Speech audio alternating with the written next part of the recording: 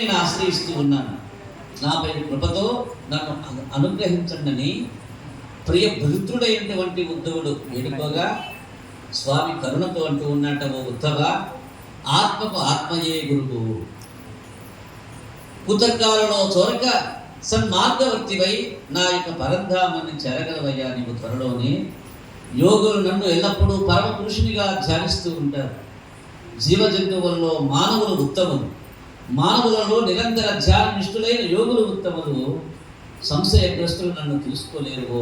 ఉద్ధవ, నేను సత్వగుణం గలవారి చేత గ్రహింపబడగలను అని చెప్పి తెలుసుకొని తమ యొక్క చిత్తాన్ని జీవాత్మను పరమాత్మతో ఐక్యపరుచుకొని పరమ యోగేంద్రుడు పరమ జ్ఞానులు అవుతారని చెప్పి ఉద్ధవునికి అవధూత యదు సంవాదాన్ని ఇలా చెప్తూ ఉన్నాడు.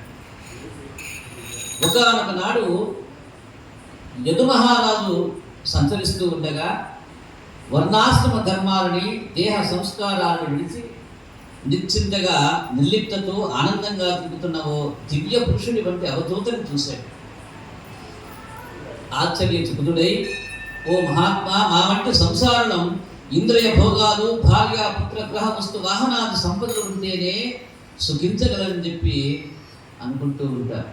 కానీ నిన్ను చూస్తుంటే ఇవి ఏమీ లేకపోయినా నీ ముఖవర్చస్సులో ఆనందంతో వెలిగిపోతున్నట్టు కనిపిస్తుంది. ఓ స్వామి మహానుభావ, మేము మా జీవితం అంతా అర్థకామాలను పొందడానికే శ్రమిస్తాం. నీవు మాత్రం ఏమీ కోరుకోకుండా, ఎలాంటి కర్మ చేయకుండా సర్వము త్యజించి పసివానిలాగా, జ్ఞానిలాగా, అజ్ఞానిలాగా సంచరిస్తూ ఉన్నాం. ఆనందమే నీ ఆహారమేమో అనిపిస్తుంది మాకు చూస్తూ ఉంటే. అలాంటి అద్భుత స్థితి నీకు ఎలాగా ప్రాప్తించిందో దయచేసి మాకు తెలియజేయండి అని చెప్పి ప్రార్థిస్తూ ఉన్నాను అని ప్రాధేయపడ్డాడట. అప్పుడు అవధూత అంటూ ఉన్నాడు, రాజా, నా బుద్ధి అనేకమైనటువంటి గురుతుల్యాల నుండి అనేక విషయాలను సేకరించి జ్ఞానాన్ని సంపాదించి వాటిని వరుసగా వివరిస్తాను కదయ్యా.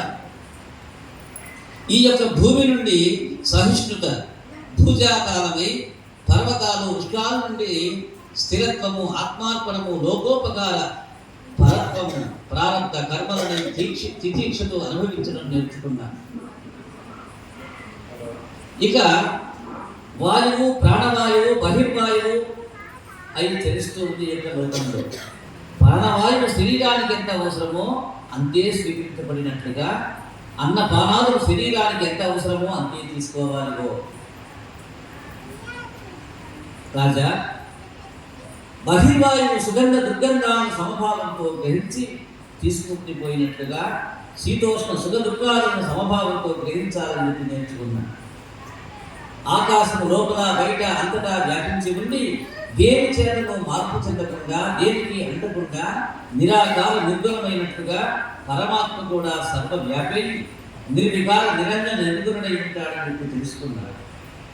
జలము మాలిన్యాన్ని పరిశుద్ధపరిచి పవిత్రీకరించినట్లుగా మహాత్ములు తమ యొక్క సంపర్కంలోనికి వచ్చిన వారి యొక్క అజ్ఞాన నిధనాన్ని తొలగించి తమ ఉపదేశాలతో వారిని పవిత్రం చేయాలని తెలుసుకున్నాడు.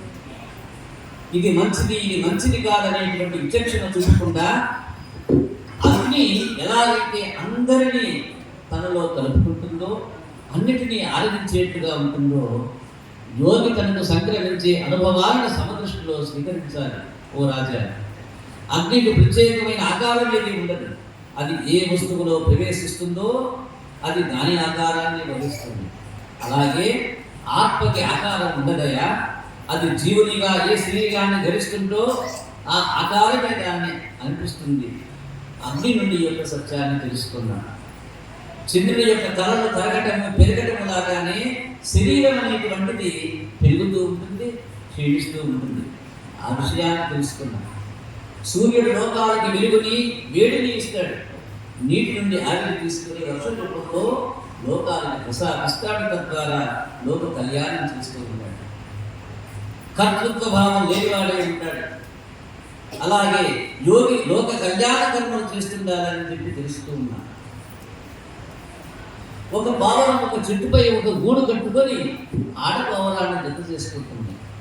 ఆ రెండు పక్షులు అన్యోన్యంగా ఉంటూ విడిపడకుండా జీవించసాగారు. కొన్నాళ్ళకు గుడ్లు పెట్టి పొదిగి పిల్లల్ని చేసుకున్నాయి. ఆ పిల్లల గురించి ఆహారం కోసం మీరు వదంతా శ్రమించారు. ఆహారం గురించి వాటిని పోషించి పెద్ద చేశారు. పక్షి పిల్లలు చెట్టు కిందకి వచ్చి ఆడుకుంటూ ఒక బోయవానలో చుట్టుకున్నాయి. పిల్లల్ని విడిపించబోయి తల్లి పక్షి కూడా వాళ్ళు చుట్టుకుంది. మగభావన వచ్చి గూడు శూన్యంగా ఉండటం చూసి భార్య బిడ్డల వియోగ బాధను భరించలేక వలలో ఉన్న పరివారాన్ని చూసి విడిచి వెళ్ళలేక వాటిని విడిపించాలని ప్రయత్నించి తాను కూడా వలలో చుట్టుకుంది. ఇలాగా పుట్టినప్పటి నుంచి స్వేచ్ఛా విహారనే ఉన్న స్త్రీ వ్యామోహంలో పడి ఈ వరలో చుట్టుకున్నాను. ఇప్పుడు నన్ను రక్షించేటటువంటి ఆ భావన నుండి నేను నేర్చుకున్నానయ్యా అని ఈ విధంగా జీవుని యొక్క చెడు మంచుల గురించి ఆ యొక్క అవధూత ఈ యొక్క యుధ మహారాజుకి వివరించాడు.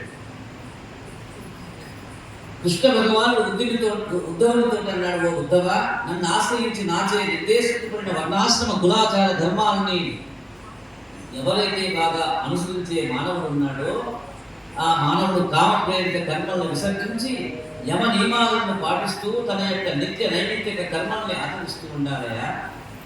కామ్యకర్మలు చేసే వారికి చివరికి దుఃఖమే కలుగుతుందని చెప్పి గ్రహించారు. స్వప్నంలోని అనుభవాలు సత్యం కానట్టుగా ఇహంలోని వ్యవహారాలన్నీ కూడా ఆత్మదృష్టితో చూస్తే స్వప్న దుర్యాలని తెలుసుకోవాలని చెప్పి అతనికి బోధించాడు.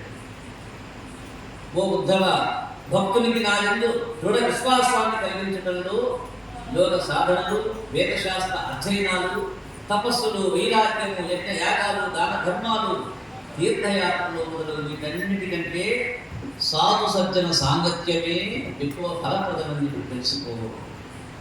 కాబట్టి సత్సంగత్వం అనేటువంటిది జీవుని యొక్క ముక్తి ప్రాప్తికి ఆధారభూతమవుతుందని తెలుసుకోవయా.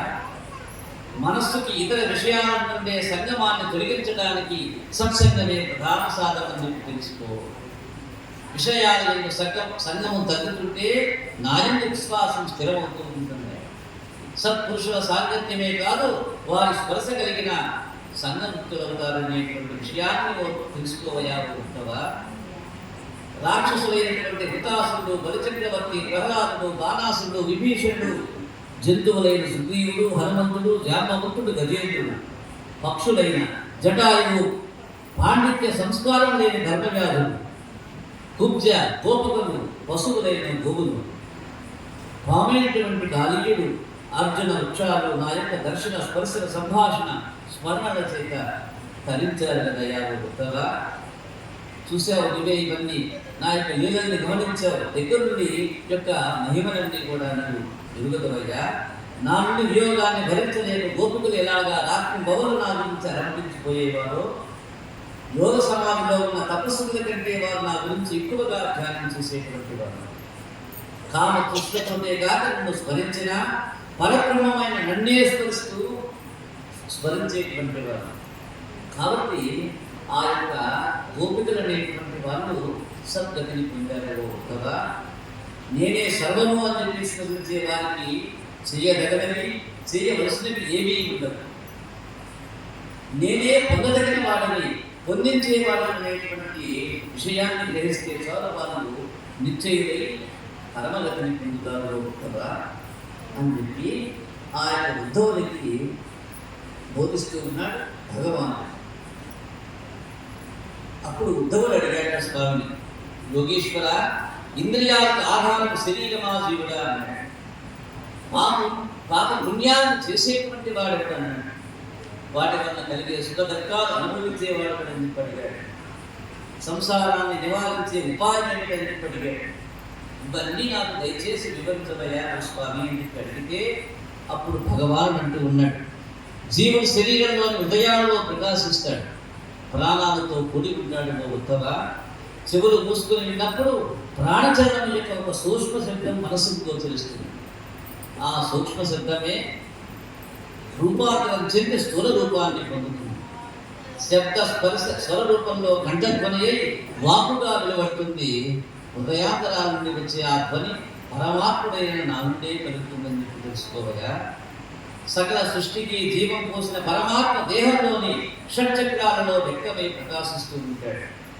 ఆ యొక్క షట్చక్రాలు బుధస్థానంలో మూలాధారం, లింగస్థానంలో స్వాదిష్టానం, నాభిస్థానంలో మణిపూరకం, హృదయస్థానంలో అనాహతం, కంఠస్థానంలో విశుద్ధం, భృగ్నిస్థానంలో ఆజ్ఞాచక్రాలుగా ఉండిపోతాయి. పరమాత్మ స్థానమైన కపాలంలో సహస్రారం అనేటువంటిది ఉంటుందయ్యా ఓ బుద్ధగా. మూలాధారంలో ప్రాణసంహితిగా ప్రవేశించి మణిపూరంలో పశ్యంతిగాను, విశుద్ధిలో మధ్యమంగాను, తరువాత వాక్కుగాను నోటి నుండి వ్యక్తమవుతాడు. ఆ విధంగానే ఇతర కర్మేంద్రియాలైనటువంటి పాని, పాద, వాయు, శ్రోత్ర, చక్షు, రస, ఘ్రాణ, కప్పులు, మనస్సు, బుద్ధి పరమాత్మ యొక్క ఆధీనంలో ఉన్నవే అయినా జీవుని యొక్క ప్రారణ చేత అవన్నీ పనిచేస్తూ ఉంటాయి. కాబట్టి నా యొక్క ప్రమేయం అంటూ ఏది ఉండదు ఆ యొక్క జీవిలో.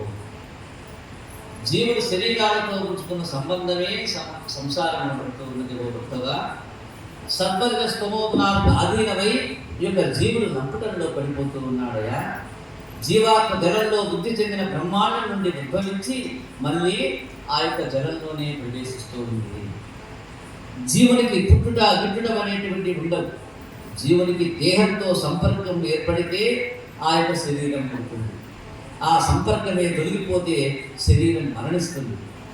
జీవుని నుండి లభించిన చైతన్య శక్తి శరీరంగా ప్రవర్తిస్తూ ఉంటుంది ఉత్తగా అంటూ ఆ యొక్క ఉద్ధవునికి బోధిస్తూ ఉన్నాడు పరమాత్ముడైనటువంటి కృష్ణ పరమాత్ముడు. ఓ దేవా, విషయ భోగల లాలస, స్త్రీ వ్యామోహము దుఃఖహేతువులేని తెలిసి కూడా జ్ఞానం ఉన్న మనుషులు జ్ఞానం లేని జంతువుల్లాగా మళ్ళీ మళ్ళీ ఆ యొక్క దుఃఖ రూపంలోనే నిలుపుతారని